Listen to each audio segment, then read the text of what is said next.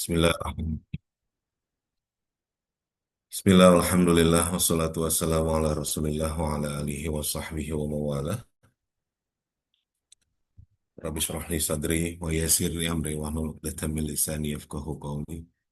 Teman-teman sekalian, mahasiswa mata kuliah media pengajaran bahasa Arab kelas B dan C ya, kelas B dan C. Sebagaimana yang kita sudah sama-sama ketahui di rencana pembelajaran semester di awal di pekan lalu ya, di hari Jumat pekan lalu sudah kita sepakati terkait materi-materinya dan alhamdulillah saya sudah lihat sudah ada makalah dari dua kelompok yang terkait dengan definisi eh, ragam jenis dan fungsi media serta yang kelompok kedua yaitu perencanaan ragam dan eh, evaluasi media ya, bukan evaluasi pengajaran, tapi evaluasi media. Eh, ini kan untuk mengatasi satu pertemuan yang kita libur di awal semester ya, di, di pertemuan awal untuk menggantikan. Insya Allah kalau pekan depan satu kelompok, satu pertemuan. Jadi ini agak-agak panjang ya karena ada dua subbahasan, mudah-mudahan juga tidak melebihi waktunya terlalu banyak seperti itu. Makanya kita mulai eh, sejak awal. Baik, meskipun saya apresiasi tadi sudah lihat makalahnya, nanti mungkin sama-sama kita simak presentasi dan diskusinya. Tentu ada beberapa yang nanti mungkin kita bisa kritisi ya. Tidak lain tidak bukan bukan untuk menyalahkan, tetapi untuk memperbaiki dari sisi konten maupun dari sisi teknis penulisan seperti itu. Supaya makin ke depan, makin lebih baik lagi, makin lebih baik lagi seperti itu. Baik, di awal kan ini ada pengertian, ada fungsi dan manfaat, serta pemilihan dan penggunaannya. Tentu ini masih ada, masih agak umum ya, masih agak umum, belum spesifik bagaimana pengembangan medianya dan seterusnya. Ini masih konsep besar yang, tapi justru ini menjadi dasar ya, untuk ini menjadi dasar eh, meskipun masih secara umum, tapi justru menjadi dasar bagi pemahaman kita terhadap media pengajaran, bagaimana perkembangannya nanti, yang terkini seperti apa. Nih harapannya makanya kemarin di pertemuan awal itu saya menyarankan teman-teman untuk eh, selalu mengupdate literasinya dengan jurnal-jurnal hasil penelitian terkini. Ya harapannya ada insight-insight baru yang kita dapatkan dari artikel-artikel tersebut. Tentu kalau buku kan kadang eh, tidak terbit, tidak secepat dengan artikel. Sementara kalau artikel, publishernya kan banyak sekali dan juga sudah distandarisasi dengan akreditasi jurnal nasional terakreditasi nasional maupun internasional. Kita nggak usah jauh-jauh lah, yang nasional saja eh, Sinta 4 ke atas gitu sampai Sinta 1 itu sudah cukup bisa menjadi rujukan ya, karena eh, artikel itu kan setiap jurnal bisa publish satu tahun bisa 3-4 kali, paling minim 2 kali. Dan jurnal yang terkait dengan skop media pembelajaran ini kan banyak sekali. Kalau kita spesifikkan ke pembelajaran bahasa Arab juga begitu banyak kampus-kampus atau universitas maupun sekolah tinggi maupun institut baik negeri maupun swasta yang memiliki jurnal nasional terakreditasi. Termasuk prodi kita ya, termasuk prodi kita punya jurnal Al-Ma'rifah, itu kan Sinta 3, di mana penulisnya tentu bukan hanya dari dalam UNJ sendiri, bukan hanya dari dalam. Karena syarat jurnal nasional terakreditasi itu setiap terbitannya, apalagi udah Sinta 4, Sinta 3, dan ke atasnya itu penulis dalamnya itu dibatasi maksimal hanya 40%. Artinya kan penulis luarnya lebih banyak dibandingkan penulis dalamnya. Nah, dengan kondisi itu kan dengan sekian banyaknya jurnal dan lain sebagainya, peluang untuk kita mendapatkan informasi terkait dengan eh, satu bidang yang sedang kita pelajari itu sangat luas ya rujukannya. Jadi tidak hanya terpaku pada satu dua buku tertentu, tetapi lebih kepada ke artikel dari jurnal-jurnal nasional terakreditasi supaya lebih update gitu. Untuk melihat bagaimana eh, kajian tersebut berkembang di luar sana seperti itu. Baik, sekedar pengantar, nanti mungkin di tengah-tengah ada diskusi dan juga tambahan dari saya. Sekarang saya persilahkan dulu untuk kelompok satu, lalu kita diskusi eh, terkait dengan tema yang pertama. Nanti sudah selesai baru kita lanjutkan ke tema kedua yang dipresentasikan kelompok kedua. Baik, silakan kelompok pertama untuk memulai presentasinya. Baik, Ustaz. Kami izin untuk flash screen dulu saja. Ya, silakan Farid.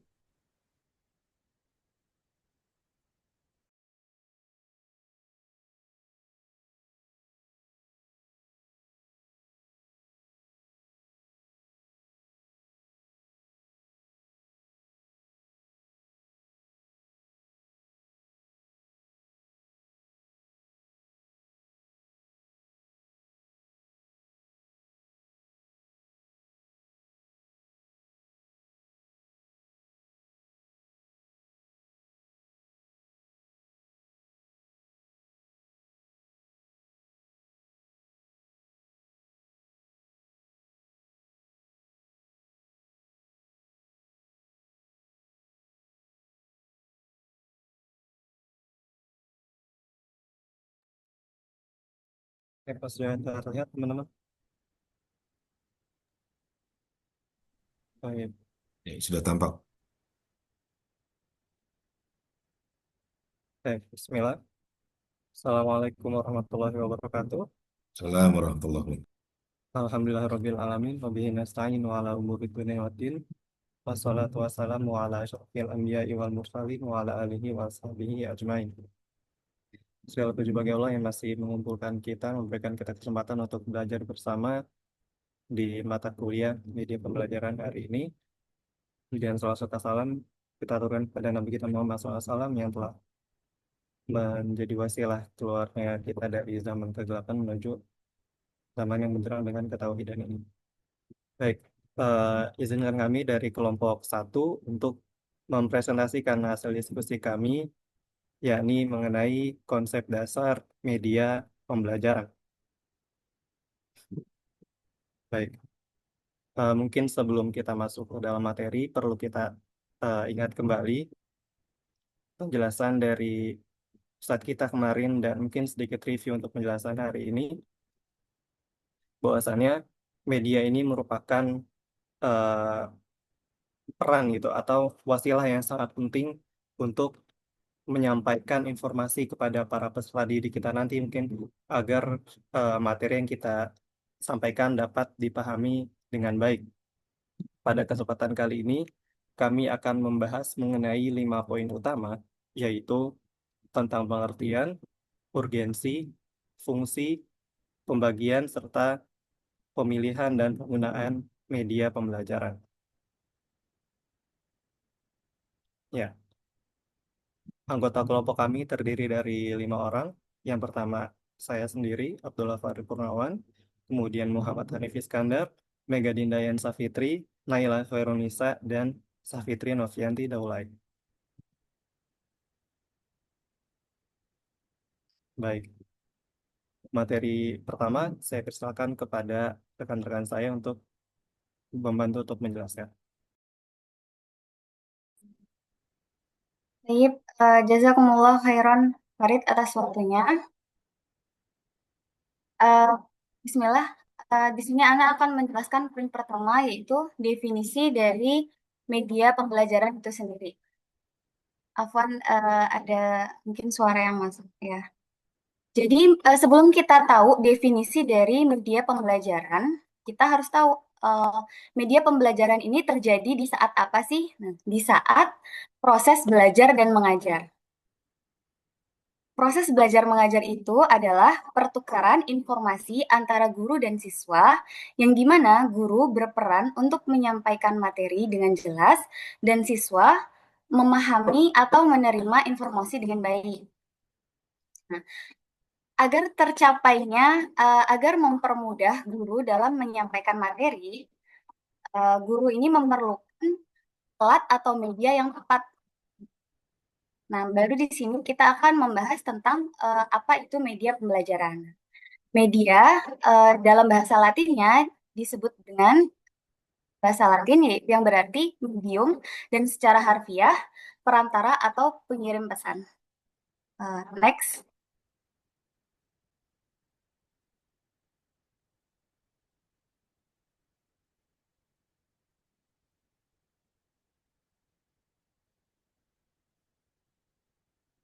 Nah, di sini terdapat kita bisa lihat bahwa beberapa pandangan dari para ahli terkait pengertian dari media pembelajaran itu sendiri.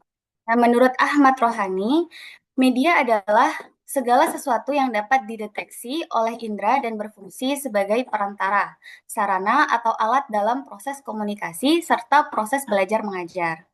Kemudian, menurut Santoso S. Hamijaya, media ini adalah termasuk dalam berbagai bentuk perantara yang digunakan oleh orang yang menyebarkan ide, sehingga ide itu atau gagasan itu dapat sampai kepada penerima. Yang terakhir adalah menurut DQ, media pembelajaran mencakup apa saja yang digunakan guru untuk melibatkan semua panca indera seperti penglihatan, pendengaran, peraba, penciuman, dan pengecapan saat menyampaikan pembelajarannya. Untuk rangkuman dari apa itu media pembelajaran akan dijelaskan oleh rekan Ana, akan Ana kembalikan kepada Farid.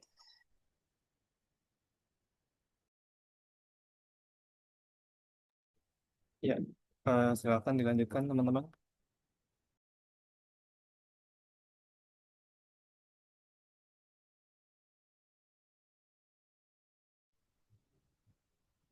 Baik, syukran ya Akhi Farid.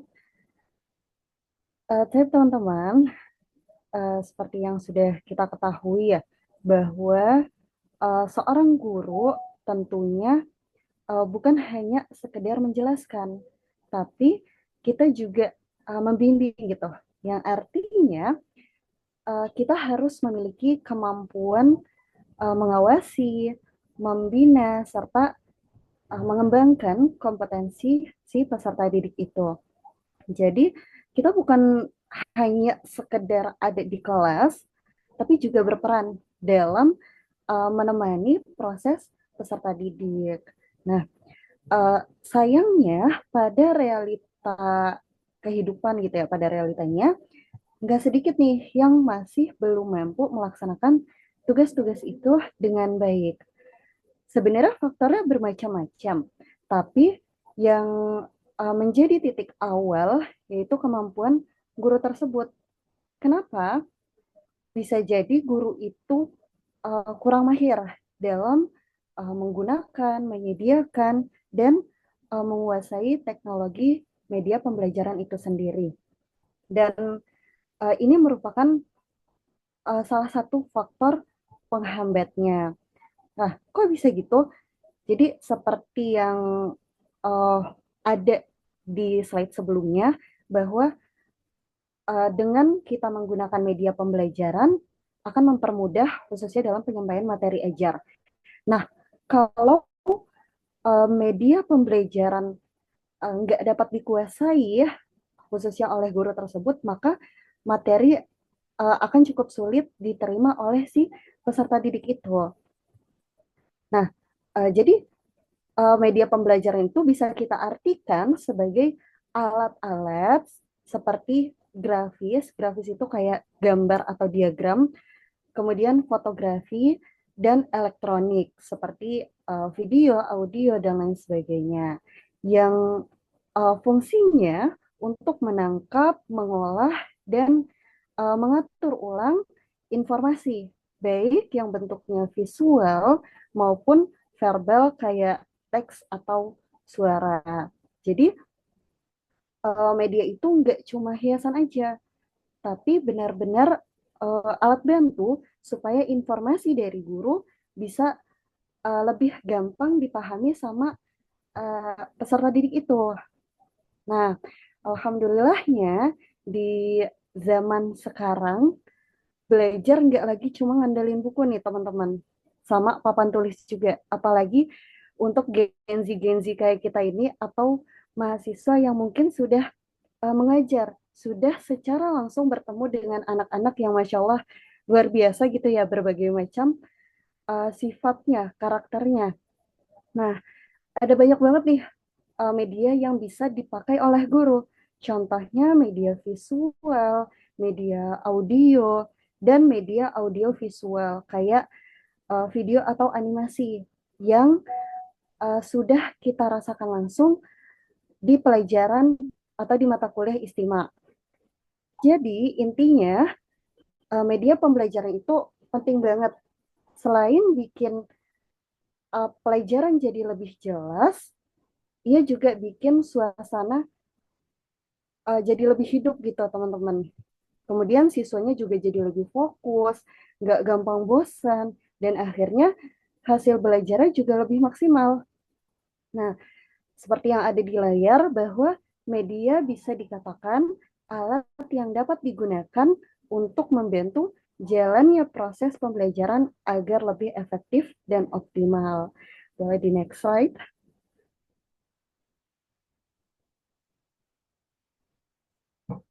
Oke, di sini ada beberapa pandangan. Yang pertama itu dari Wiratmojo dan Sasana Harjo tahun 2019. Ia mengatakan bahwa penggunaan media pembelajaran akan lebih efektif jika digunakan dari awal pembelajaran. Nah, maksudnya gimana dan kenapa? Nah, sepengetahuan anak itu, fokus terbaik anak-anak itu di 10 sampai 15 menit pertama. Jadi kalau dari awal kita udah nyampe nih mau pakai media pembelajaran, maka anak-anak akan lebih aware, otomatis menarik perhatian anak-anak agar tidak cepat bosan.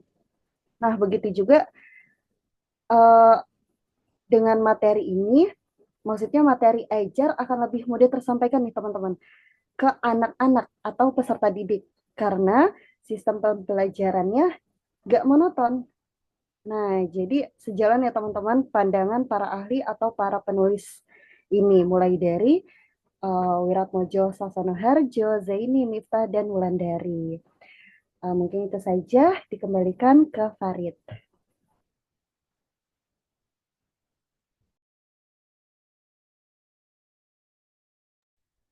Baik, syukur untuk penjelasannya. Berikutnya, silakan untuk Akhi Hanif dan Ufti Naila untuk melanjutkan. Syukron Akhi Farid. Selanjutnya kita akan membahas tentang fungsi dan media pembelajaran. Media pembelajaran ini memiliki fungsi yang sangat penting dikarenakan menentukan efektivitas dan efisiensi proses belajar mengajar. Di antaranya fungsinya yang pertama Mengubah pembelajaran abstrak menjadi konkret. Maksudnya bagaimana? Dengan media membantu peserta didik memahami konsep yang sulit hanya dengan teori menjadi lebih nyata dan mudah dimengerti melalui visual, audio, atau audiovisual. Kedua, membangkitkan motivasi belajar. Dengan media, proses belajar menjadi lebih menarik, sehingga siswa lebih bersemangat dan fokus mengikuti pembelajaran. Yang ketiga, memberikan kejelasan penyampaian materi. Dengan media, bisa memperjelas materi yang disampaikan oleh guru, sehingga lebih mudah dipahami dan diingat oleh siswa. Dan yang keempat, memberikan rangsangan rasa ingin tahu. Media merangsang siswa untuk aktif bertanya, berpikir kritis, dan mengeksplorasi materi lebih dalam. Nah, menurut Roundtree, fungsi media pembelajaran juga mencakup membangkitkan motivasi dan semangat belajar, agar tidak monoton, mengulas kembali materi yang sudah dipelajari untuk memperkuat ingatan, memberikan stimulus untuk berpikir kritis dan meningkatkan rasa ingin tahu, lalu mengaktifkan respon siswa agar lebih aktif di kelas, memberikan umpan balik dari guru untuk menilai dan memperbaiki pemahaman siswa, dan yang terakhir menyediakan latihan dan evaluasi yang sesuai sebagai bagian dari proses pembelajaran. Selain itu, media memungkinkan guru membawa dunia luar ke dalam kelas untuk memperkaya pengalaman belajar dan membuat ide-ide abstrak lebih mudah dipahami secara nyata. Lalu, di sini juga ada pembagian media pembelajaran. Media pembelajaran dikelompokkan menjadi 3 kelompok. Yang pertama, media visual, yang bisa dilihat dengan indera penglihatan seperti gambar, foto, dan peta global. Yang kedua ada media audio seperti radio, podcast, dan storytelling. Dan yang terakhir itu media audio visual seperti video, pertunjukan drama, dan televisi. Selanjutnya akan dilanjutkan oleh Ukti Naila. Oke, terima kasih atas kesempatannya. Ana izin menjelaskan materi selanjutnya, yaitu tentang pemilihan media pembelajaran. Jadi sebagaimana yang sudah kita ketahui, bahwasannya di era digital ini, pendidikan itu pasti dituntut untuk menciptakan ruang belajar atau lingkungan belajar yang relevan, efektif, dan juga menarik bagi para siswanya. Gitu. Nah, ternyata pemilihan dan juga penggunaan media pembelajaran ini itu menjadi suatu hal yang krusial atau penting sebagai strategi untuk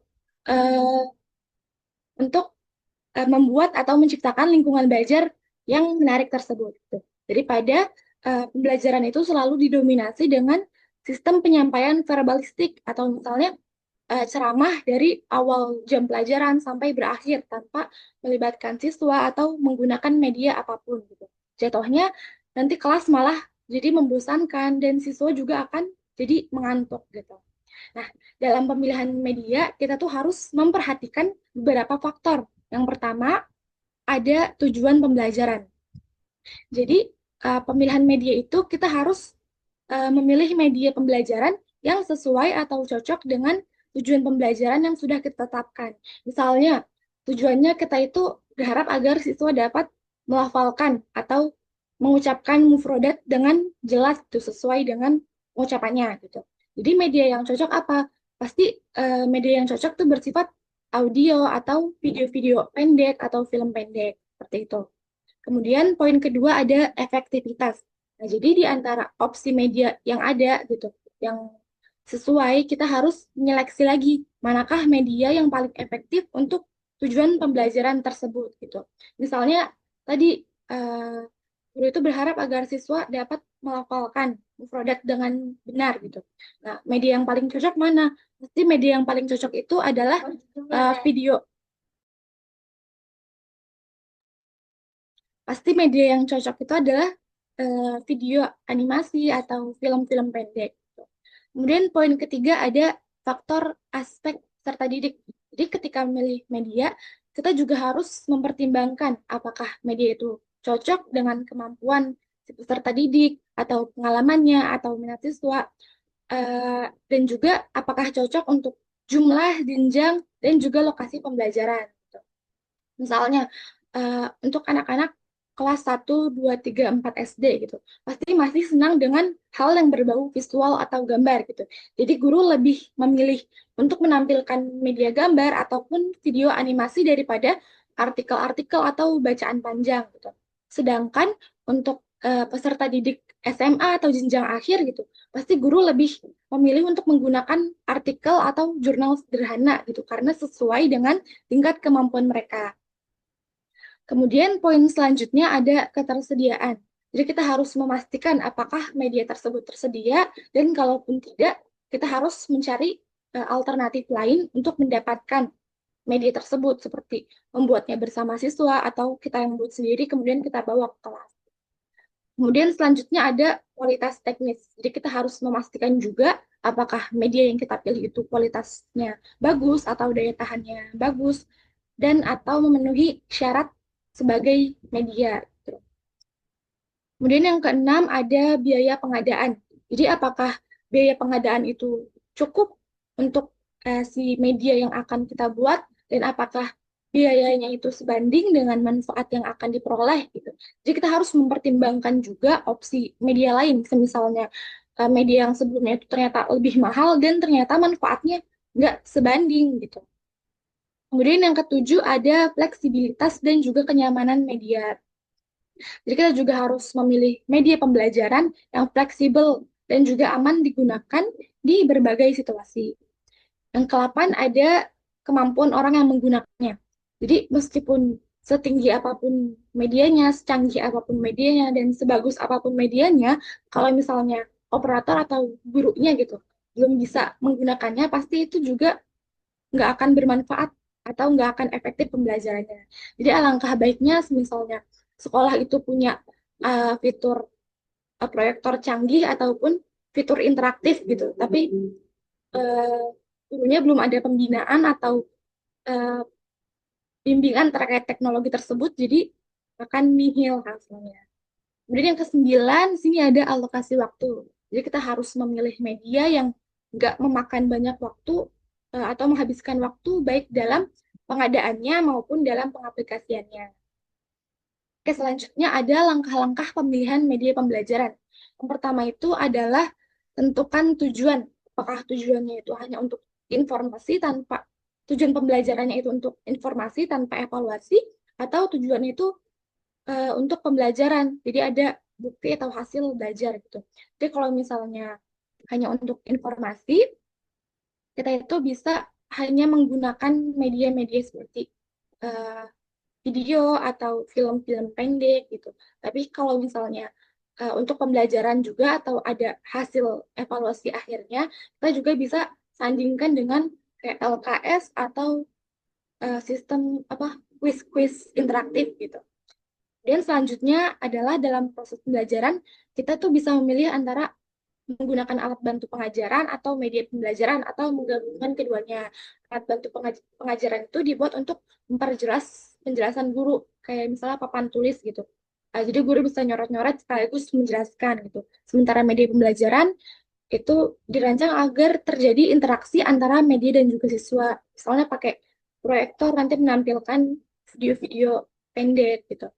Kemudian selanjutnya setelah menganalisis pengajaran, merumuskan tujuan, dan juga memilih materi, serta metode, kita harus menganalisis apakah tujuan pembelajarannya itu termasuk ranah kognitif, pengetahuan, atau afektif, sikap, atau psikomotorik, atau keterampilan.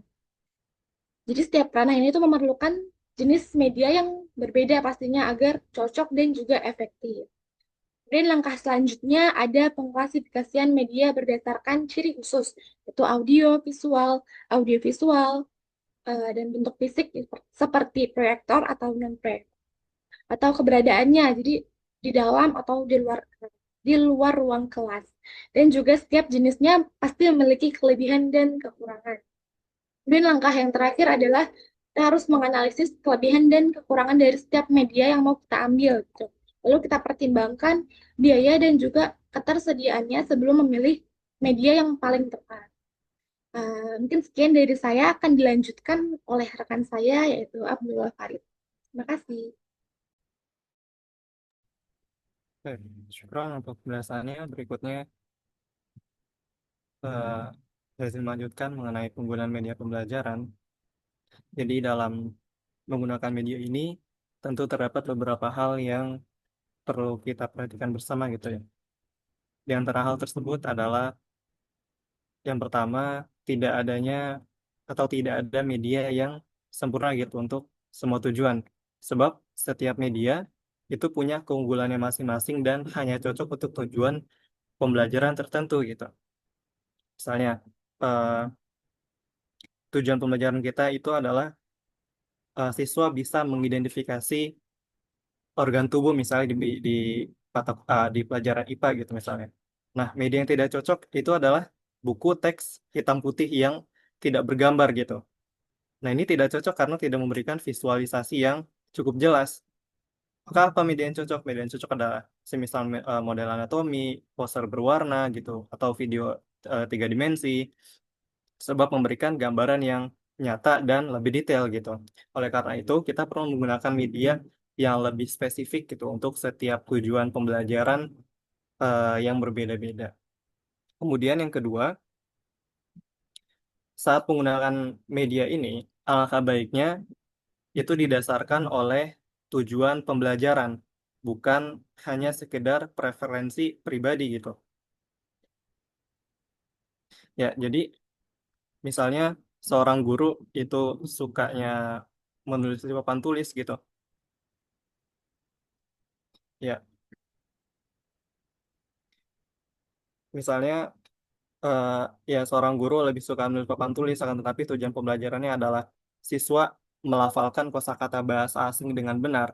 Maka media yang mungkin lebih tepat untuk diterapkan adalah audio atau video percakapan, meskipun gurunya lebih suka menulis gitu.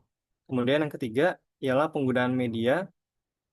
Ini merupakan bagian yang tak terpisahkan dari pembelajaran gitu. Jadi media bukan hanya alat bantu, melainkan komponen penting yang harus disesuaikan dengan elemen lain dalam perancangan pembelajaran gitu.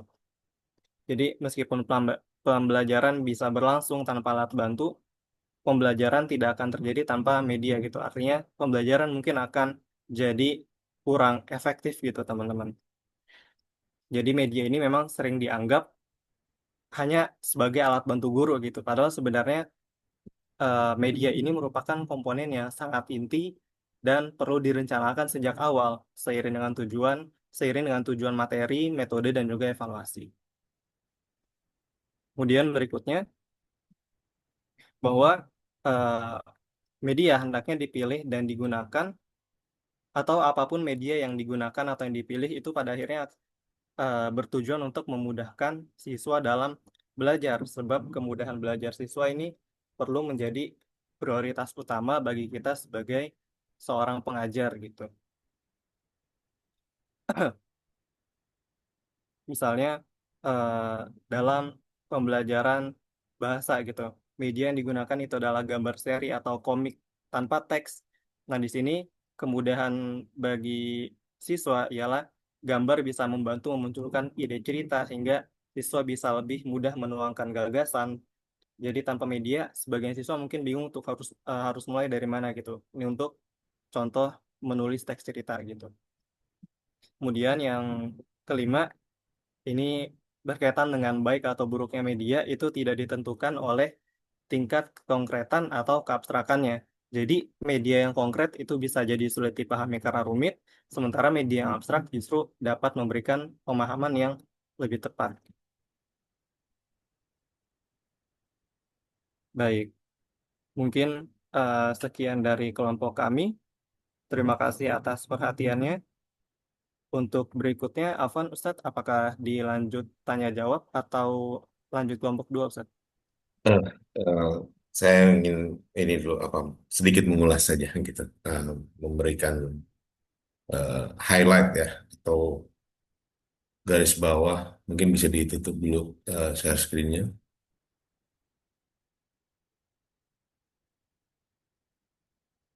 Ya, sama terima kasih dulu kelompok satu ya, eh, cukup komprehensif yang diminta dari poin-poin pada materi eh, pertama ini, yaitu ada definisi dan konseptualnya seperti apa media itu, lalu berangkat ke jenis, jenis, lalu ke pemilihan, sorry tadi ada fungsi, urgensi atau peran gitu ya. Jadi sudah sangat komprehensif, cuman saya ada beberapa poin yang eh, penebalan ya, bukan bukan mengkritisi, tetapi dari apa yang sudah disampaikan ada beberapa poin yang cukup penting ya, yang perlu untuk kita garis bawahi. Yang pertama tadi yang disampaikan oleh siapa tadi, Naila kalau tidak salah. Eh, Secanggih-canggihnya media atau sebagus-bagusnya media, atau bahkan bukan media lah, fasilitas katakanlah, fasilitas yang disediakan sekolah, misalkan satu waktu mungkin teman-teman ada di sekolah yang cukup bonafit ya, yang menyediakan yang fasilitas untuk guru menampilkan medianya itu di kelas tuh leluasa gitu. Ada overhead proyektor, mungkin ada TV, dan ada mungkin sound system yang cukup untuk menampilkan audio. Tetapi kalau gurunya tidak dibekali dengan pemahaman ya, kalau kemampuan teknis media kan bisa dipelajari ya, bisa dipelajari. Tetapi pemahaman terhadap fungsi media tersebut kan harus dikuasai sejak awal. Makanya yang disebut media itu, saya suka mengutip pendapatnya siapa itu, nanti saya berikan tokohnya. Saya suka menyimpulkan itu, media itu sama dengan hardware plus software plus brainware. Jadi media itu nggak cukup cuma hardware dengan software, tapi tidak ada eh, manusianya atau sumber daya manusianya yang menyiapkan, yang merancang sedemikian rupa sehingga bisa dijalankan bisa digunakan dalam baik itu penyampaian materi maupun penggunaannya dalam evaluasi. Makanya di awal kan saya suka bilang media pembelajaran ini tidak hanya membantu guru untuk menyampaikan atau memperjelas materi, menampilkan yang abstrak menjadi konkret, atau memvisualisasi sesuatu yang belum pernah terlihat sebelumnya, juga apa namanya, bisa kita rancang untuk memberikan apa namanya, evaluasi ketika kita ingin mengukur seberapa jauh ketercapaian peserta didik di dalam kelas. Tentu butuh kemampuan evaluasi juga. Nah, cuma media menjadi sarananya. Jadi ketika melakukan evaluasi menggunakan media kan ada dua kompetensi yang dimiliki oleh guru ya. Kemampuan dia mengevaluasi dan juga kemampuan merancang evaluasi tersebut menggunakan sebuah media tertentu, katakanlah menggunakan Quizzes, Kahoot, dan sebagainya. Kalau dia tidak menguasai evaluasi, dia hanya menguasai medianya, oke, dia bisa secara teknis menggunakan Kahoot, Quizzes, dan lain sebagainya. Tetapi kalau tidak paham eh, evaluasinya, artinya ketika setiap soal atau instrumen yang kita kembangkan untuk mengukur pemahaman peserta didik kita, itu kadang-kadang malah jadi tidak terukur, karena evaluasi itu kan sebenarnya eh, ada bagian pengukuran awalnya kan. Evaluasi kan proses pengukuran, penilaian, dan pengambilan keputusan. Diawali dengan mengukur kan. Mengukur itu kan eh, mela- me- apa ya namanya? Mengukur itu kan menggunakan alat ukur yang sesuai. Kita tidak mungkin mengukur panjang satu benda menggunakan timbangan, kan tidak tepat. Sebaliknya, ketika mengukur berat satu benda, tidak mungkin menggunakan meteran. Begitupun ketika kita mengukur kompetensi.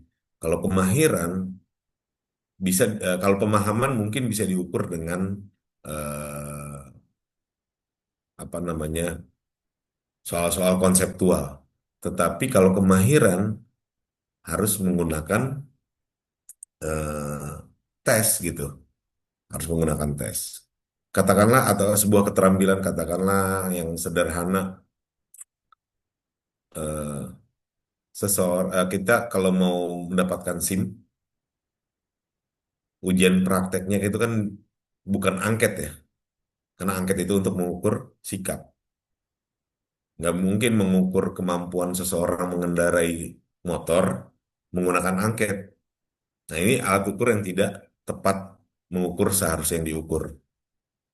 Nah, balik lagi ke evaluasi juga seperti itu. Eh, Ketika menggunakan media untuk melakukan evaluasi juga, kita harus paham apa yang diukurnya. Jadi ada dua kompetensi yang ada di dalamnya. Tapi penggunaan medianya kan kita bisa sesuaikan. Oh, soal ini meskipun tanpa perhitungan rumus tingkat kesulitan butir soal ya, itu kan agak jauh itu untuk pengembangan instrumen. Kira-kira gitu, soal ini bisa diselesaikan nggak dalam waktu 30 detik, 60 detik, 90 detik, dan seterusnya. Itu kan yang bisa kita sesuaikan ketika misalnya di quizzes itu kan ada pilihan waktunya. Nah, ini juga kita kan perlu pahami gitu. Artinya, balik lagi ke poin awal yang saya garis bawahi adalah media ini tidak hanya eh, si softwarenya untuk mendukung pembuatan medianya, tidak hanya hardware yang kita gunakan, misalnya laptop kah, handphone kah, atau personal komputer PC gitu, atau apapun itu yang sifatnya hardware. Tidak hanya hardware dengan software, tapi juga perlu si manusianya, brainware-nya.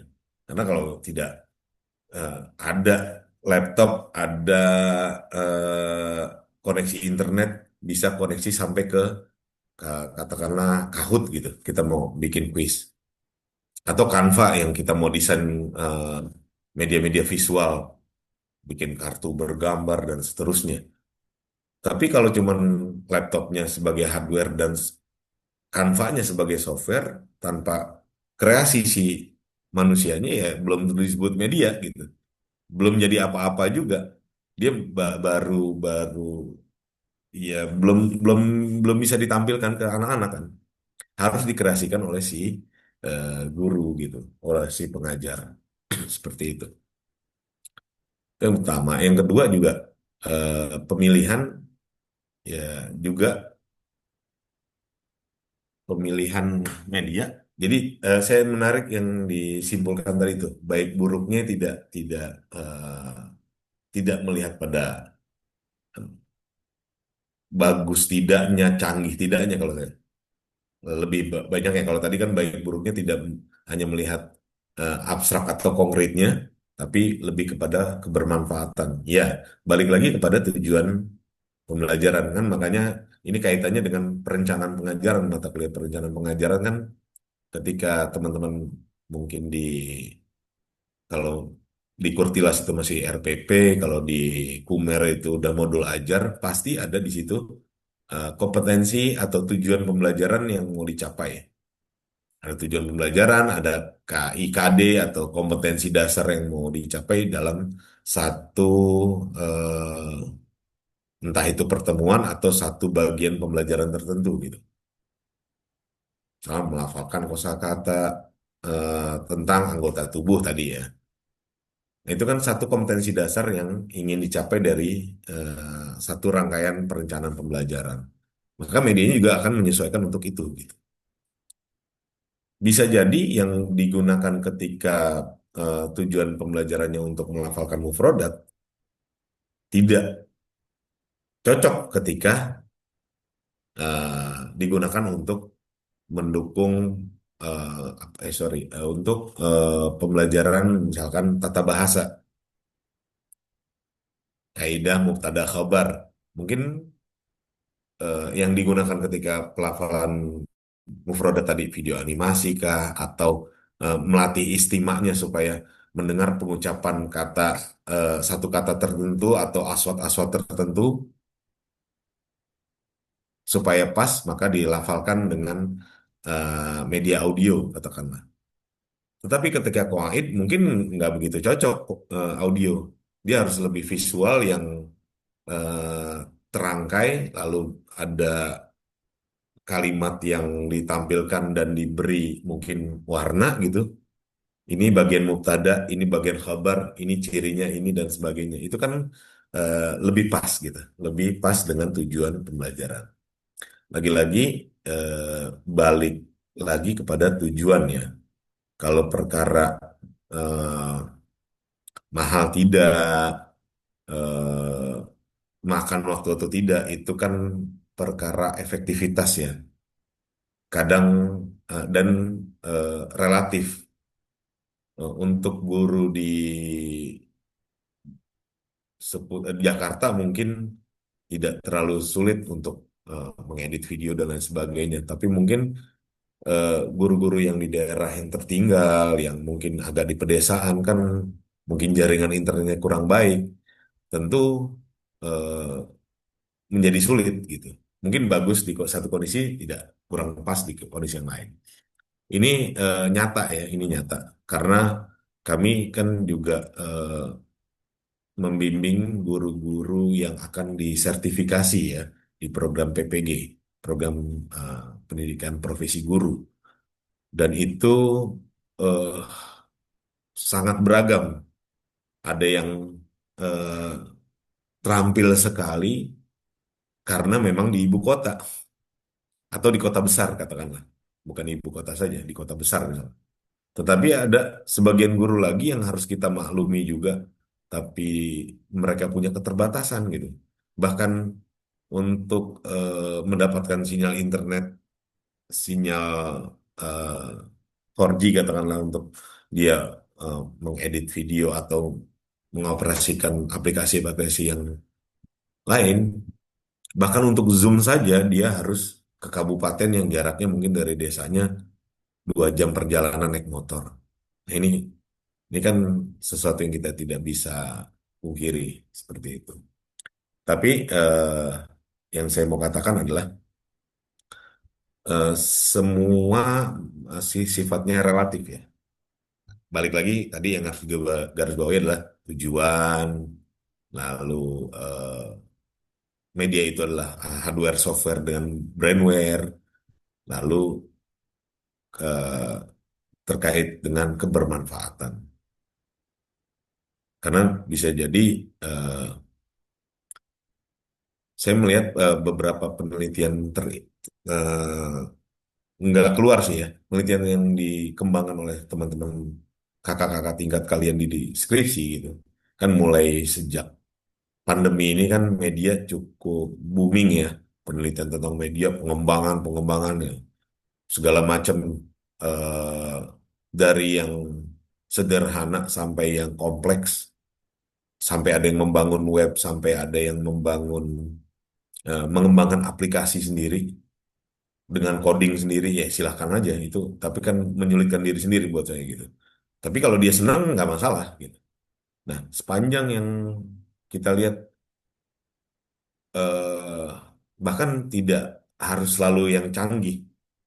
Di semester lulus semester ini ada dua yang saya perhatikan betul karena ada dua mahasiswa bimbingan saya itu menggabungkan pembelajaran tasrif, tasrif lugawi sama tasrif istilahi menggunakan permainan monopoli.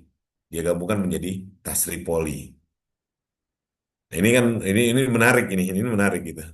Ya bebas orang yang menciptakan memberikan namanya kan bebas ya. Sama kayak manusia punya anak ya bebas dia memberikan nama anaknya tanpa tanpa diatur oleh orang lain gitu. Ketika dia menciptakan sesuatu, mengembangkan sesuatu sah gitu. Ada yang ada yang tidak ini juga membuat permainan kuartet untuk materi untuk penguatan latihan ya, latihan mubtada khabar, materi mubtada khabar. Sesederhana mubtada khabar mungkin nggak semuanya sederhana ya kan. Ada pembagian khabar jumlah, khabar sibhu jumlah, khabar mufrad dan seterusnya. Nah, itu semua terangkum di dalam permainan kuartetnya dia untuk mendukung itu. Jadi tidak melulu untuk guru menyampaikan materi, tetapi untuk setelah disampaikan materinya, eh, penguatannya itu melalui permainan gitu, melalui permainan. Jadi eh, saya kira jadi balik lagi bukan hanya canggih tidaknya, yang keren itu tidak selalu yang canggih gitu, sederhananya.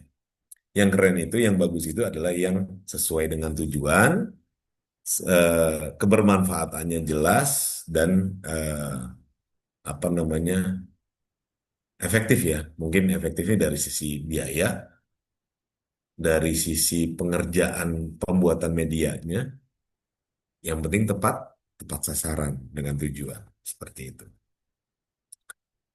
Jadi saya apresiasi, kita berikan apresiasi untuk kelompok satu yang saya kira cukup komprehensif yang disampaikan, semua poin masuk. Eh, Cuma satu yang saya kritisi, tapi ini berlaku untuk semua nantinya. Eh, karena di awal harapannya saya mengharapkan H-1 untuk diunggah seperti itu. Apa namanya? Dengan harapan teman-teman yang lain itu bisa membaca lebih awal, lalu diskusinya menjadi lebih hidup nantinya gitu. Tapi nggak apa-apa ini sekedar eh, apa? Kita kan terhadap sesuatu harus imbang ya. Yang bagus harus kita apresiasi, tetapi ada yang bagian-bagian tertentu tentu ada yang eh, memang perlu dikritisi ya kita kritisi. Itu yang pertama untuk kritik saya. Yang kedua, mungkin teman-teman bisa melihat nanti ada beberapa kutipan di makalah teman-teman kelompok satu saya tidak temukan rujukannya gitu. Mungkin bisa nanti menjadi apa yang namanya pembelajaran di kelompok-kelompok berikutnya atau di makalah-makalah berikutnya untuk eh, lebih diperhatikan karena nanti kebiasaan ini akan berlanjut kepada teman-teman menyelesaikan tugas akhir nantinya ya. Nah, kebiasaannya seperti itu supaya apa yang kita kutip ada di daftar pustaka. Kalau kita menggunakan reference manager tentu nggak akan terlewat gitu. Beda kalau kita menggunakan masih menggunakan manual, kemungkinan untuk kita terlewat tidak mencantumkan rujukan apa yang menjadi tulisan kita, eh, apa yang kita kutip dalam tulisan kita, maaf, itu kemungkinan terlewatnya juga cukup besar ya kalau kita manual. Tapi kalau kita menggunakan reference manager seperti Mendeley atau Zotero atau EndNote atau yang lain tergantung kebiasaan, itu kemungkinan terlewatnya sangat kecil seperti itu. Sekali lagi. Kenapa ini penting saya ulang-ulang terus? Karena kedepannya itu akan kepake terus di skripsi. Mau sekarang kan dua moda ya. Ada yang pakai skripsi, ada yang jalur penyelesaian tugas akhirnya menggunakan artikel yang dipublish ke Jurnal Nasional Terakreditasi Sinta 4. Ini sebagai pengetahuan awal buat teman-teman. Mulai semester ini kita eh, ada dua opsi untuk penyelesaian studi. Ada yang skripsi memilih jalur skripsi, ada yang memilih jalur artikel. Nah, keduanya tentu menerapkan eh, standar kutipan yang sama. Terlebih kalau artikel ya, artikel malah melibatkan pihak lain yang sebagai publishernya, jurnal, itu bahkan akan jauh lebih mendeteksi soal kutipan gitu. Jauh lebih mendeteksi soal kutipan. Kalau kita kan lebih kepada konten saja gitu. Walaupun ada beberapa dosen pembimbing atau penguji yang juga aware soal itu, termasuk saya. Karena tidak lain tidak bukan supaya kita terhindar dari yang dinamai, yang disebut dengan plagiarisme. Karena kalau plagiarisme kan kita sederhananya bukan hanya mencontek ya, tetapi mencantumkan satu pernyataan tanpa mencantumkan rujukan, berarti kita mengakui bahwa itu tulisan milik kita, padahal itu punya orang lain gitu. Tapi kalau kita mencantumkan rujukannya terhadap kutipan yang eh, kita rujuk, kita terhindar. Oh, kita mencantumkan kok itu kata si A. Nah, itu. Ini saya berusaha untuk membangun eh, apa namanya etika ilmiah seperti itu. Mudah-mudahan tidak apa namanya berkenan teman-teman untuk kita sama-sama memperhatikan terus hal-hal sebenarnya kelihatannya teknis dan sederhana, tetapi eh, memang perlu terus diingatkan, memang perlu terus diingatkan. Bahkan yang sampai lagi bimbingan skripsi dan lagi menyusun juga suka lupa itu masih terlewat dan lain sebagainya. Baik, mungkin itu sedikit apa namanya tambahan eh, masukan dan kritisi dari saya. Eh, Mungkin kalau mau dibuka sesi pertanyaan dulu sebelum kita lanjut ke kelompok dua, saya persilakan kelompok satu untuk memandu diskusinya dulu. Kalau memang ada yang ingin didiskusikan, silakan Farid. Baik, Ustaz, syukran untuk tambahannya, Ustaz. Untuk teman-teman, jika ada yang ingin bertanya, dipersilakan untuk menggunakan fitur raise hand-nya. Mungkin akan kami buka untuk 30-nya terlebih dahulu ya, teman-teman.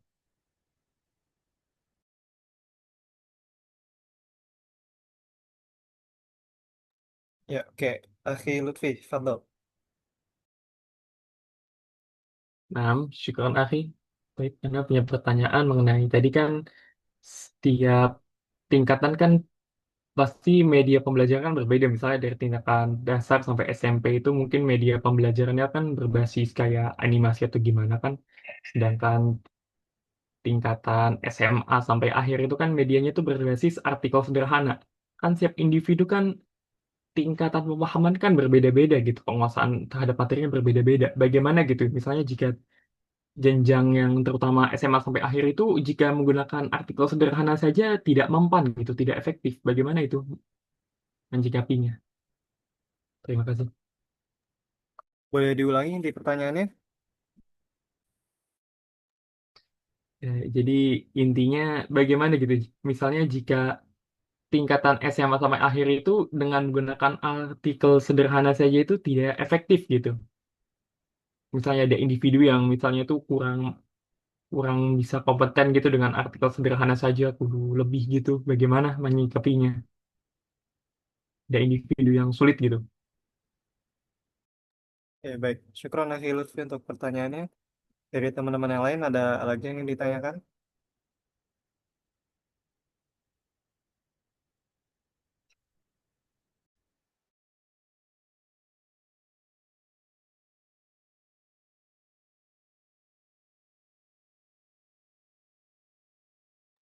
Apa, Ustaz? Mungkin, oh ada Lukman. Silakan, Akhi. Syukran ahi ala fursa. Saya izin Lukman dari kelompok tiga izin bertanya. Untuk tadi kan udah disampaikan ya kriteria-kriteria yang bisa yang harus terpenuhi untuk kita milih media yang bakal dipakai kalau kita nanti di Google. Nah, kriteria-kriterianya itu ada prioritasnya sendiri nggak sih? Mungkin ada prioritas pertama kriteria yang harus terpenuhi itu apa dari yang tadi udah efektivitas, entah peserta didik, entah kualitas teknis dan biaya pengadaan dan lain-lainnya kriteria tadi sudah teman-teman kelompok harus sebutkan. Ada nggak sih prioritasnya gitu? Atau kalau satu kriteria ini nggak terpenuhi maka media itu nggak bisa kita pakai. Nah, menurut teman-teman kelompok satu gimana? Mungkin jelas deh pertanyaan. Ya, jelas. Syukron, Akhi, untuk pertanyaannya.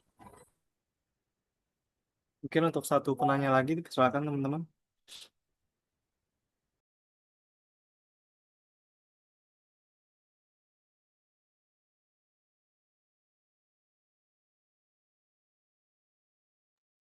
Baik. Eh, apa Ustaz, mungkin sembari kami menunggu, apakah dilanjutkan kelompok dua dulu atau bagaimana Ustaz? Nggak, kita selesaikan satu-satu dulu. Oh, baik Ya, Ustaz. nggak apa-apa kita nunggu. Nah, sambil menunggu, saya ingin berbagi ya. Nggak apa-apa, kelompok satu sambil nyari, sambil lihat. Nah, saya ingin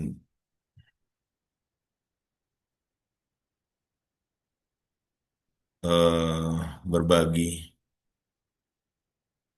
Teman-teman kan mungkin sudah pernah mungkin di mata kuliah yang lain belajar soal ini teknis ya, untuk mencari rujukan menggunakan publish or perish dengan kata kunci tertentu. eh, Lalu kita bisa short tahunnya. Ini kan tidak lain tidak bukan untuk melihat yang terkait dengan tema kita. Mungkin dari ratusan artikel ketika kita buka bisa jadi ada yang tidak berkaitan juga gitu. Eh, ini salah satu cara selain menggunakan Google Scholar ya. Google Scholar kan bisa langsung kasih kata kunci yang di kanannya ada PDF, kita bisa baca artikelnya, bisa baca hasil penelitiannya. eh Kalau ini kan bisa kita eh, apa namanya? Kita lihat nih ada digital media and technology ini Arabic language learning. Dia bahas apa sih di artikelnya? Gitu. Kita kan bisa open artikel in browser.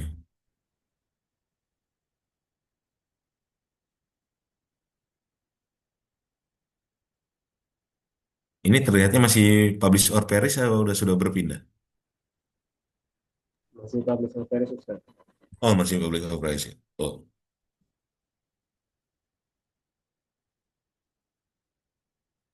berarti harus pindah ke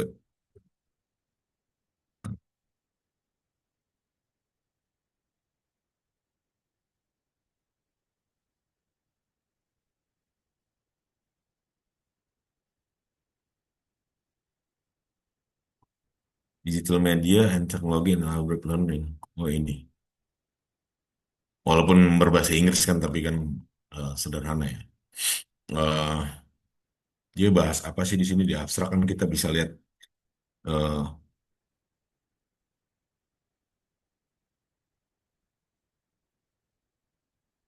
hasilnya dia apa. Temuan ya, finding itu kan temuan. Virus finding so dan integrasi dari teknologi seperti e-learning platform, aplikasi mobile, gamification ini meningkatkan selain kompetensi tapi juga motivasi dan engagement. Juga untuk ada some key recommendation.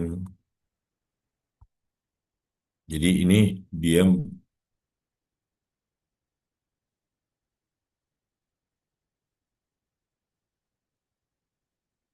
teacher training in the use of teknologi untuk guru agar diberikan pelatihan terkait dengan penggunaan teknologi, pengembangan digital content yang berkualitas dan seterusnya. Nah, di sini kan kita bisa eh, bahkan ada theoretical review ya tentang Arabic language learningnya secara teoretikalnya seperti apa yang kaitannya dengan media.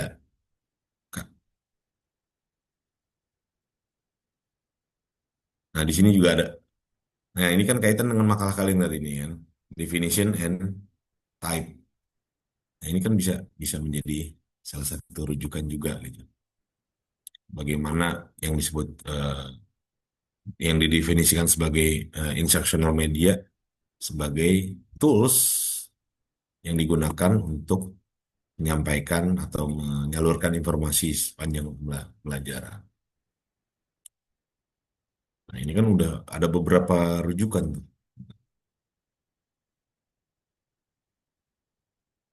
Jenis juga ada. Mana ya? Oh, utilization kan, fungsi atau peran ya kan, di sini bisa dalam konteks apa saja. Dia kan merangkum yang bisa kita rujuk gitu. Ada orang yang sudah merangkum kan di dalam artikelnya gitu.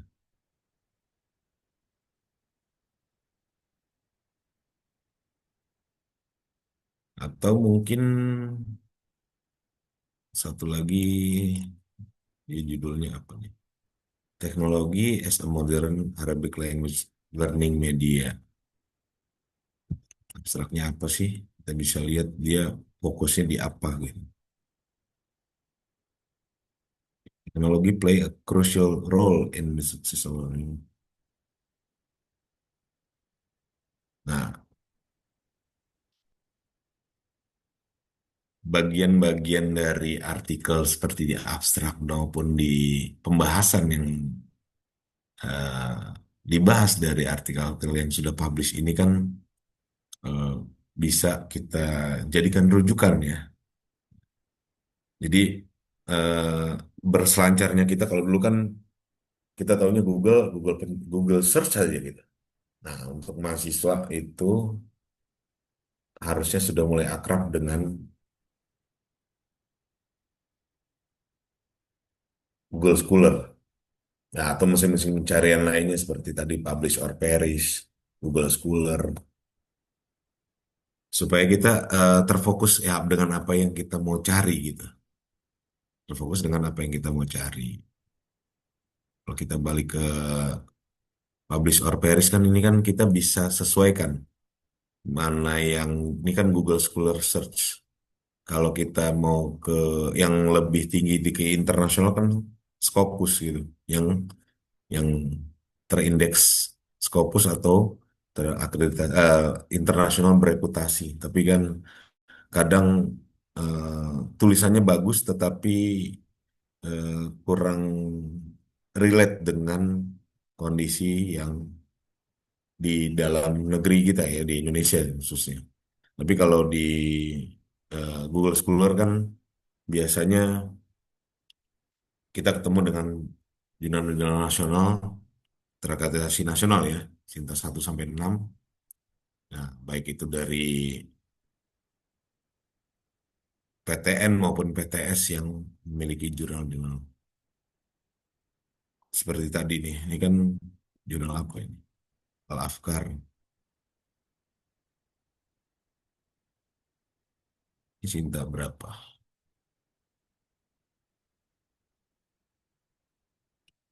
Di sini tercantum dia. Oh, Sinta 4 S4.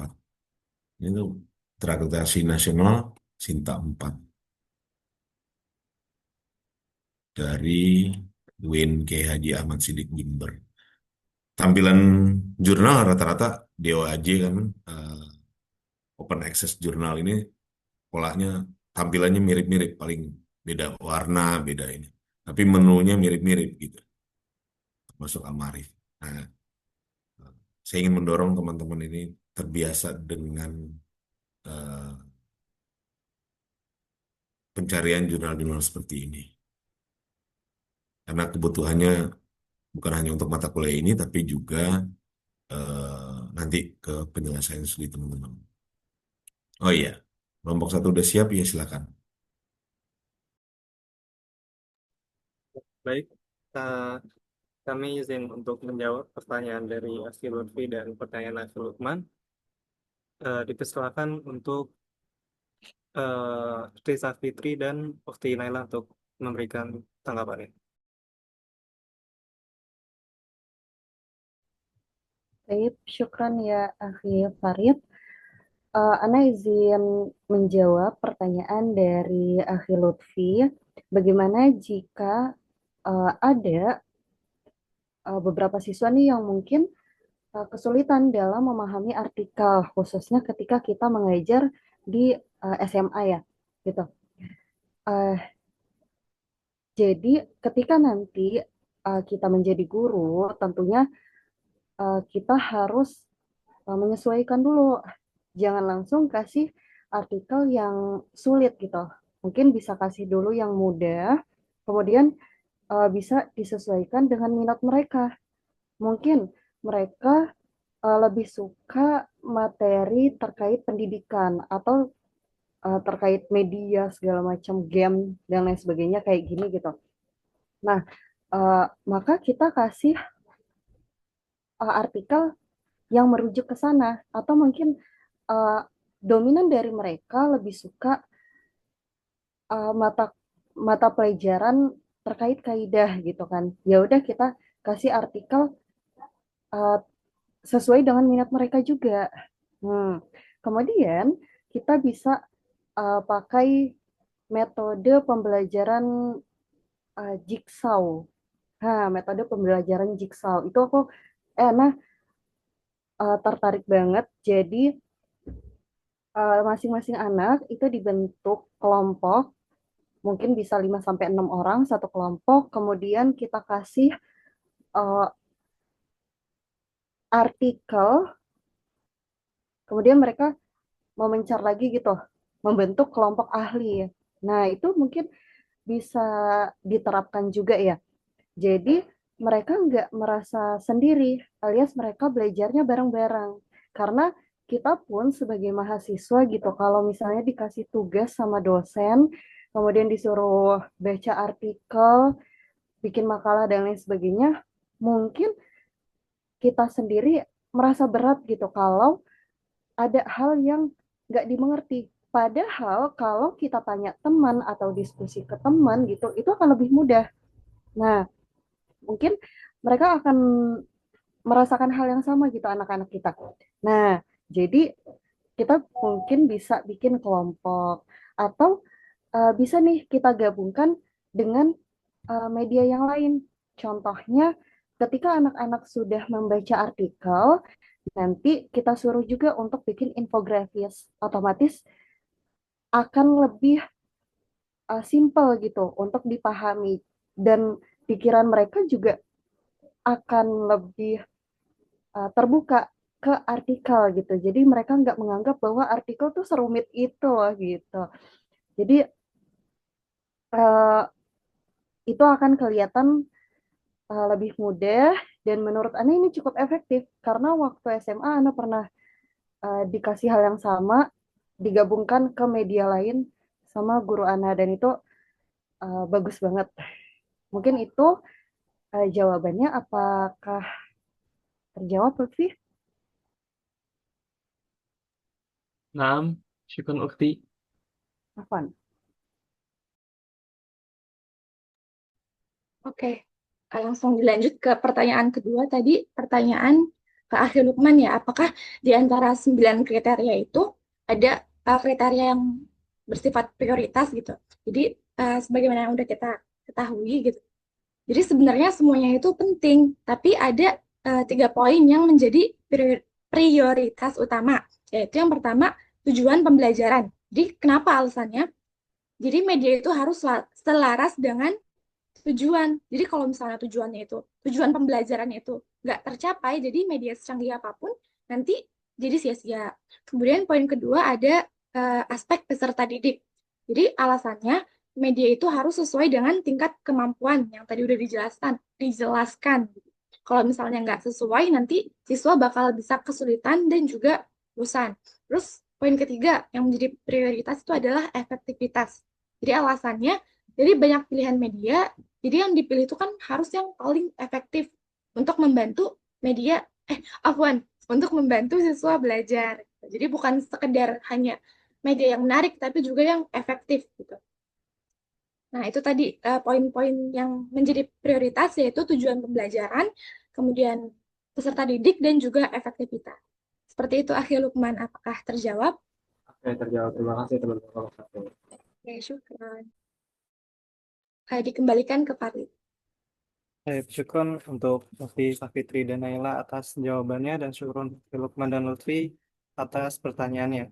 Baik, mungkin sekian dari kelompok kami. Kesimpulan dari pertemuan hari ini adalah bahwasannya penggunaan media yang digunakan sejak awal itu akan sangat membantu guru dalam menyampaikan materi, menarik perhatian, mencegah bosan, dan memudahkan pemahaman para peserta didik. Sini guru perlu merencanakan serta memilih media yang tepat agar pembelajaran bisa menarik, efisien, dan juga tidak monoton gitu.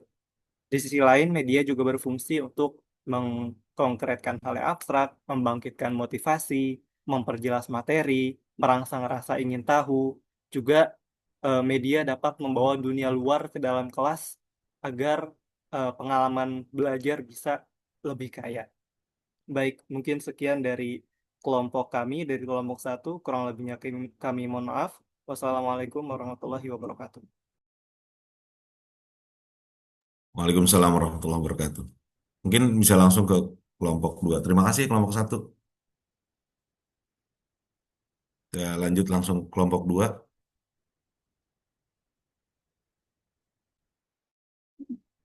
Baik, ini dari pemahaman boleh diri.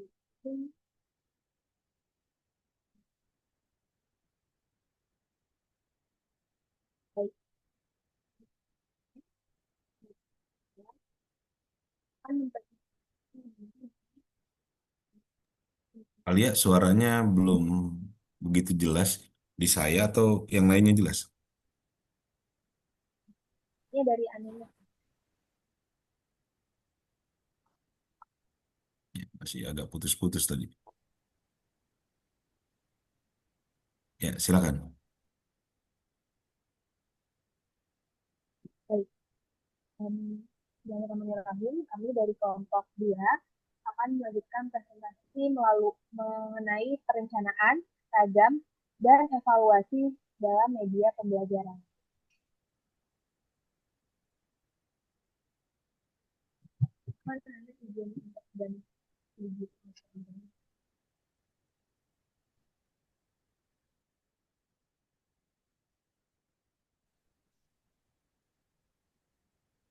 Oke, izin Ana lanjutkan.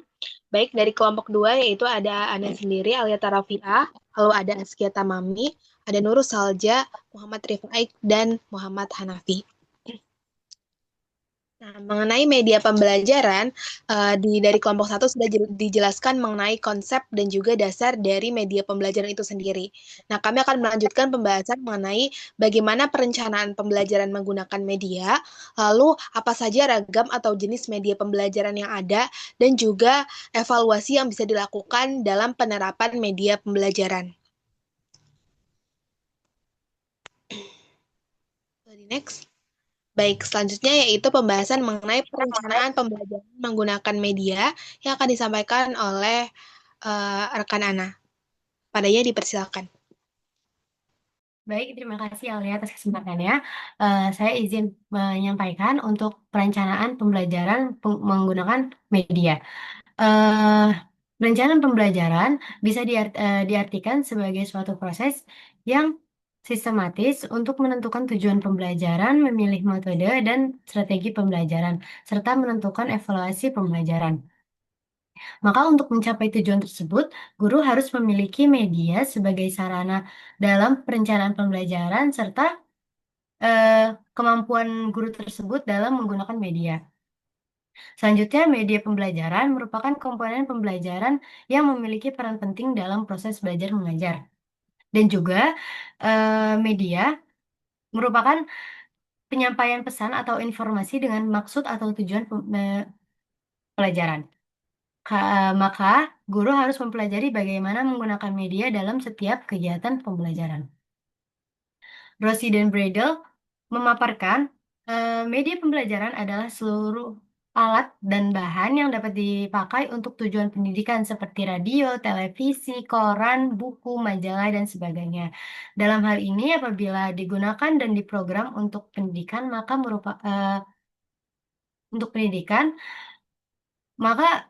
alat tersebut merupakan media pembelajaran.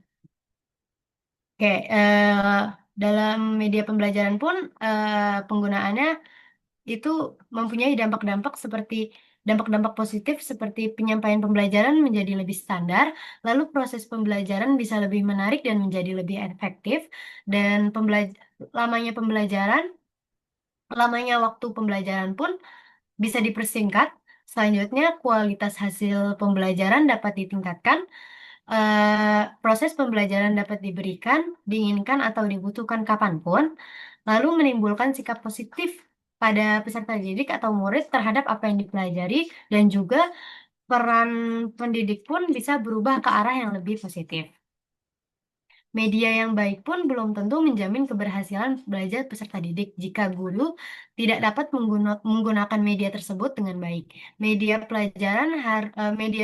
pembelajaran harus dipilih secara tepat sehingga bisa dimanfaatkan sebaik mungkin sesuai dengan prinsip-prinsip pemanfaatan media.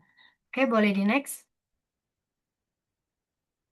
Nah, prinsip pemilihan media pembelajaran sangatlah penting karena akan berpengaruh pada hasil atau output pembelajaran. Nah, di sini ada prinsip pemilihan media pembelajaran yang harus diperhatikan oleh guru saat memilih media untuk pembelajaran yang akan dilaksanakannya nanti. Yang pertama itu ada prinsip taraf berpikir siswa. Dalam prinsip ini, media bukan hanya sebagai alat bantu yang membuat pembelajaran itu lebih hidup ataupun mudah dipahami, tetapi juga memberikan pengalaman visual kepada siswa. Dengan kata lain, media ini bisa membantu memotivasi siswa, memperjelas konsep yang rumit, dan mengubah ide-ide abstrak menjadi sesuatu yang lebih konkret atau mudah dimengerti. Maka guru pun harus memilih media yang tepat. Pemilihan media pun harus sesuai dengan tahap perkembangan siswa, baik secara afektif, kognitif maupun psikomotor. Mak dengan itu, media pun bisa berfungsi secara maksimal untuk mendukung proses pembelajaran seperti itu. Lalu dalam poin yang kedua itu ada prinsip efektivitas dan efisiensi dalam proses pembelajaran. Kayak efektivitas dalam pembelajaran ini eh, merupakan keberhasilan mencapai tujuan yang diukur dari bagaimana siswa eh, memahami atau mencapai pemahaman materi setelah proses pembelajaran selesai. Atau dengan kata lain pun, pembelajaran ini dianggap efektif jika tujuannya tercapai. Lalu, efektivitas ini pun harus didukung oleh efisiensi, terutama dalam pemilihan media. Media pembelajaran yang baik pun bukan hanya yang berhasil mencapai tujuan, tetapi juga harus memenuhi kriteria efisiensi ini. Media harus harus media harus gampang ditemukan ataupun dibuat. Biaya yang dikeluarkan untuk pembuatan media pun harus terjangkau. Lalu yang mudah digunakan itu media itu harus mudah digunakan baik secara segi waktu ataupun cara penggunaannya. Lalu media harus menghasilkan dampak yang positif bagi peserta didik. Intinya, media pembelajaran ini harus efektif dan efisien untuk memastikan bahwa tujuan pembelajarannya itu tercapai tanpa mengorbankan terlalu banyak waktu, energi, ataupun biaya. Lalu yang poin ketiga adanya prinsip interaktivitas media pembelajaran. Pada prinsip ketiga yang harus diperhatikan dalam pemilihan media dalam pembelajaran, pemilihan media dalam pembelajaran di kelas adalah interaktivitas. Semakin interaktif media, maka semakin bagus media pembelajarannya karena lebih mendorong siswa untuk terlibat aktif dalam belajar. Lalu poin yang keempat, keamanan penggunaan media pembelajaran. Dalam memilih media pembelajaran, guru harus memerhatikan juga sisi keamanan dalam penggunaannya. Apakah nantinya eh, media ini aman atau tidak bagi siswa, ataukah nantinya media yang digunakan ini eh, membahayakan atau tidak bagi siswa secara fisik ataupun psikologis. Yang poin selanjutnya, fleksibilitas media pembelajaran yang baik. Oke, media pembelajaran dapat media pembelajaran yang baik itu apabila dapat digunakan dalam berbagai situasi, kondisi, tempat, dan waktu. Contohnya, misal media dengan video pembelajaran yang fleksibel bisa diputar di kelas, di rumah, ataupun di luar ruangan. Media ini dapat digunakan untuk pembelajaran mandiri oleh siswa ataupun presentasi kelompok. Oke, dengan fleksibilitas ini, media pembelajaran menjadi lebih efisien dan dapat dimanfaatkan secara maksimal. Selanjutnya ada alokasi waktu atau ketersediaan waktu. Yang menjadi masalah bagi guru-guru sekarang, bagi guru-guru ini adalah ketersediaan waktu. Guru-guru menghadapi tekanan untuk menyelesaikan kurikulum yang padat sambil mengerjakan tugas administratif lainnya. Maka penggunaan media pembelajaran yang notabene efektif atau eh, yang notabene efektif untuk mencapai tujuan pembelajaran itu mempunyai relevansi yang baik dengan materi pelajaran dan berbagai kelebihan lain pun kadang-kadang terkadang terpaksa harus dikesampingkan jika ketersediaan waktunya menjadi pertimbangan yang penting. Poin selanjutnya kemampuan guru dalam menggunakan media pembelajaran. Guru tidak hanya menyediakan media pembelajaran tetapi juga harus mampu menggunakannya. Oke, poin selanjutnya ketersediaan media pembelajaran.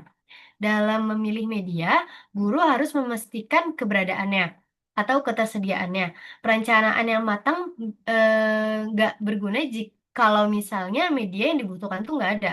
Kalau misalnya medianya tidak tersedia, proses pembelajaran tidak berjalan sesuai rencana atau tujuan yang ingin dicapai tidak akan terpenuhi. Oleh karena itu, maka media yang akan digunakan harus benar-benar tersedia dan dapat disediakan sebelum pembelajaran dimulai.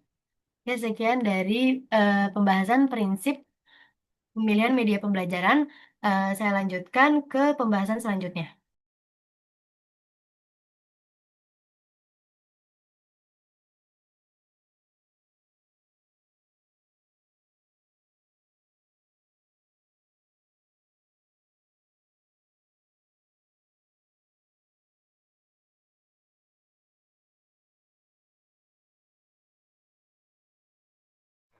Oke, Ana izin melanjutkan ke dalam slide jenis ragam media pembelajaran. Jadi media media pembelajaran ini merupakan salah satu komponen penting dalam proses belajar mengajar karena berfungsi sebagai perantara dalam menyampaikan pesan dari guru kepada peserta didik. Pemanfaatan media ini tidak hanya membantu memperjelas materi yang disampaikan, akan tetapi juga mampu meningkatkan perhatian, motivasi, serta daya serap siswa terhadap pelajaran. Perkembangan teknologi yang semakin pesat juga turut mempengaruhi keragaman media pembelajaran, mulai dari media sederhana yang berbasis cetak hingga media modern yang berbasis teknologi digital. Dan secara umum, media pembelajaran dapat dibedakan menjadi beberapa kategori, antara lain yaitu media visual, media audiovisual, media grafis, dan media tiga dimensi. 5 jenis media ini sebenarnya saling melengkapi sehingga pendidik dapat memilih atau mengkombinasikannya sesuai kebutuhan. Dengan pemilihan yang tepat, media pembelajaran tidak hanya menjadi alat bantu, melainkan juga sumber belajar yang efektif dalam mencapai tujuan pendidikan. Oke, untuk ragam dan jenis media pembelajaran yang pertama, yaitu ada media visual, yaitu media yang hanya mengandalkan indera penglihatan. Media ini berfungsi menyajikan gagasan ataupun konsep secara visual, baik dalam bentuk gambar, foto, poster, maupun media proyeksi seperti slide dan tayangan PowerPoint. Dengan media visual ini, hal-hal yang abstrak dapat dibuat lebih konkret dan mudah dipahami oleh peserta didik. Lalu, ragam dan jenis media pembelajaran yang kedua yaitu adalah media audio, yakni media yang mengandalkan indera pendengaran. Media ini menyampaikan pesan melalui suara, baik verbal maupun non-verbal. Contohnya dari media audio, yaitu meliputi siaran radio, kaset audio, ataupun rekaman suara. Media audio sangat efektif digunakan untuk kegiatan yang menekankan aspek pendengaran, seperti belajar bahasa, melatih pengucapan, ataupun mendengarkan cerita. Lalu selanjutnya yaitu ragam dan jenis media pembelajaran yang ketiga ada media audiovisual, yaitu media yang menggabungkan unsur suara dan gambar sekaligus. Media jenis ini dinilai lebih lengkap dalam menyampaikan informasi karena mampu menghadirkan pengalaman belajar yang menyerupai kenyataan. Contoh dari media visual ini yang umum digunakan adalah film bersuara, video pembelajaran, tayangan multimedia interaktif, dan presentasi PowerPoint yang dilengkapi audio. Selanjutnya, jenis media pembelajaran yang selanjutnya yaitu ada media grafis, yang pada dasarnya merupakan bagian dari media visual non-proyeksi. Media grafis ini menyajikan informasi dalam bentuk simbol, angka, tulisan, ataupun gambar statis yang dituangkan di dalam brosur, pamflet, modul, dan lain sebagainya. Media ini juga membantu menjelaskan data, fakta, ataupun konsep yang kompleks agar lebih singkat, jelas, dan mudah dipahami. Lalu, jenis media pembelajaran yang terakhir atau yang kelima, yaitu ada media tiga dimensi. Media ini berbentuk objek nyata ataupun tiruan yang bisa dilihat, disentuh, bahkan dimanipulasi secara langsung oleh peserta didik. Contohnya berupa model padat ataupun solid model, mock-up, model susun, model kerja, maupun spesimen nyata. Penggunaan media 3D memungkinkan siswa memahami konsep yang membutuhkan visualisasi ruang, bentuk, ataupun struktur dengan lebih baik. Oke, cukup sekian dari Ana. Mungkin akan dilanjutkan oleh teman Ana. Terima kasih. Baik, terima kasih atas kesempatannya di sini. Saya ingin melanjutkan tentang evaluasi media pembelajaran. Oke, jadi menurut Wan dan Brown, evaluasi berasal dari kata dalam bahasa Inggris yaitu evaluation, yang berarti tindakan atau proses untuk menentukan nilai sesuatu. Adapun dalam konteks pembelajaran, evaluasi dipahami sebagai proses sistematis untuk membuat keputusan mengenai nilai suatu objek, baik melalui pengukuran kuantitatif maupun observasi kualitatif. Sementara itu, menurut Warsita, evaluasi media pembelajaran bertujuan untuk mengetahui apakah media yang digunakan dapat memengaruhi perilaku peserta didik dan mencapai tujuan pembelajaran. Evaluasi juga berfungsi untuk menilai efektivitas, kesesuaian isi, kelayakan penggunaan, serta kontribusi media terhadap hasil belajar peserta didik. Jika media belum memenuhi tujuan, hasil evaluasi menjadi dasar perbaikan atau pengembangan selanjutnya. Kemudian di sini ada 4 poin, yaitu tujuan, kriteria atau standar, komponen, dan jenis-jenis evaluasi media pembelajaran. Nah, yang pertama di sini ada tujuan dari evaluasi media pembelajaran. Menurut Karyawati, tujuan evaluasi media pembelajaran yaitu yang pertama menentukan efektivitas media dalam pembelajaran. Yang kedua itu menilai kemungkinan perbaikan atau peningkatan kualitas media. Yang ketiga yaitu mengukur efektivitas biaya, melihat apakah biaya yang dikeluarkan sebanding dengan hasil belajar peserta didik. Yang keempat, memilih media yang sesuai untuk membantu guru menentukan media yang tepat untuk kegiatan belajar mengajar. Yang kelima, menilai kesesuaian isi dengan media, memastikan materi pelajaran itu sesuai dengan bentuk media yang akan dipakai. Yang keenam itu mengukur kemampuan guru, menilai sejauh mana guru ini dapat menggunakan media secara efektif. Yang ketujuh, mengidentifikasi sikap peserta didik, mengetahui respons dan penerimaan peserta didik terhadap media yang digunakan. Yang kedelapan, menentukan kontribusi media, yaitu menilai seberapa besar peran media dalam pencapaian tujuan pembelajaran. Kemudian kita masuk ke kriteria atau standar evaluasi media pembelajaran. Menurut Warsita, kriteria adalah ukuran atau batas minimal yang digunakan sebagai patokan dalam evaluasi agar keputusan yang diambil valid dan objektif. Kriteria evaluasi meliputi yang pertama, relevansi media dengan tujuan pembelajaran, yang artinya media harus mendukung tercapai kesesuaian waktu, tempat, dan fasilitas pendukung. Media hanya efektif jika sesuai dengan kondisi ruang, sarana prasarana, dan alokasi waktu. Yang ketiga, sesuai dengan jenis pembelajaran. Media itu harus cocok dengan metode atau aktivitas belajar yang dipakai, misalnya diskusi, praktik, atau ceramah. Yang keempat, kemampuan menarik perhatian peserta didik. Media harus memiliki daya tarik visual, audio, atau interaktif agar peserta didik itu fokus dan termotivasi. Kelima, kemudahan dipahami oleh peserta didik. Penyajian media itu harus jelas, sederhana, dan sesuai dengan kemampuan kognitif peserta didik.